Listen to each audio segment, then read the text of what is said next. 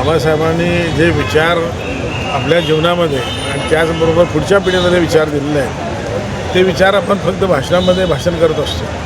ते विचार आपल्या जीवनामध्ये जर आपण अंमलात आणायचा प्रयत्न केला तर आज भारतामध्ये जे काही समस्या राहिलेल्या आहेत, जातपात असेल, श्रीमंत गरीब असेल, इतर तारतम्य असेल, ते पूर्ण निवारण होईल.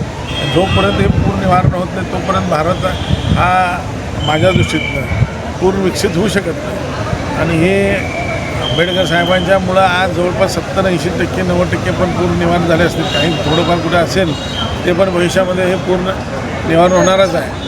तर ह्याच्या व्यतिरिक्त त्यांनी ज्या पद्धतीनं स्वप्न बघितले भारताचं जो भविष्यामध्ये सगळ्या समाजात, एका समाजात नाही सगळ्या समाजाच्या दृष्टिकोनातून त्यांनी संविधान तयार केले आणि सगळ्यांना हक्क दिले, तर ते स्वप्न पूर्ण करायचं असेल तर त्यांनी ज्या पद्धतीनं सांगितलेलं आहे ते आपण भाषणामध्ये नाही स्वतःच्या आचरणमध्ये जर आम्ही अंमलबजावणी केलो तर निश्चितच या देशामध्ये पोलिसांचं सुद्धा आवश्यकता राहणार. ವಿಶೇಷವಾಗಿ ಬೆಳಗಾವಿ ಬಗ್ಗೆ ಹೇಳಬೇಕಂದಮೇಲೆ ಪ್ರಥಮತಃ ಎಲ್ಲರಿಗೂ ಬಾಬಾ ಸಾಹೇಬ್ ಅಂಬೇಡ್ಕರ್ ಜಯಂತಿ ನಿಮಿತ್ತ ಹಾರ್ದಿಕ ಶುಭಾಶಯಗಳು. ಬೆಳಗಾವಿ ಬಗ್ಗೆ ಅವ್ರದ್ದು ಪ್ರೀತಿ ನೋಡಿದರೆ 2 ಸಲ ಬೆಳಗಾವಿ ಬಂದು ಹೋದರು.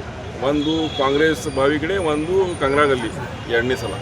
ಹೀಗಾಗಿ ವಿಶೇಷವಾಗಿ ಇಡೀ ದೇಶದಲ್ಲಿ ಎಲ್ಲೆಲ್ಲಿ ಅವರು ಡಾಕ್ಟರ್ ಬಾಬಾ ಸಾಹೇಬ್ ಅಂಬೇಡ್ಕರ್ ಹೋದರು ಅಲ್ಲೇ ಸನ್ಮಾನ್ಯ ಪ್ರಧಾನಿ ಮೋದಿ ಅವರು ದೊಡ್ಡ ಪ್ರಮಾಣದಲ್ಲಿ ಆ ಭೂಮಿಯನ್ನು ಡೆವಲಪ್ಮೆಂಟ್ ಮಾಡಿ ಲೋಕಾರ್ಪಣೆ ಆಯಿತು. ಅದು ವಿಶೇಷವಾಗಿ ಬೆಳಗಾವಿ ಬಗ್ಗೆ ಹೇಳಬೇಕಂದ್ರೆ 2 ಸಲ ಬಂದ್ರೆ ಇನ್ನೂ ತನಕ ನಾವು ಯಾವುದೂ ಒಂದು ಸಾದಾ ಸ್ಮಾರಕ ಕಟ್ಟಲಿಕ್ಕೆ ಸಾಧ್ಯ ಆಗಿಲ್ಲ. ಬರುವ ಕಾಲದಲ್ಲಿ ಲೋಕಪ್ರತಿನಿಧಿಗಳು, ಸರ್ಕಾರಿ ಅಧಿಕಾರಿ ಎಲ್ಲರೂ ಕೂಡ ಆ 2 ಕಡೆ ಜಾಗವನ್ನು ಡೆವಲಪ್ ಮಾಡಿ ಜನರಿಗೆ ಕೊಡಬೇಕಂತ ಒಂದು ವಿನಂತಿ.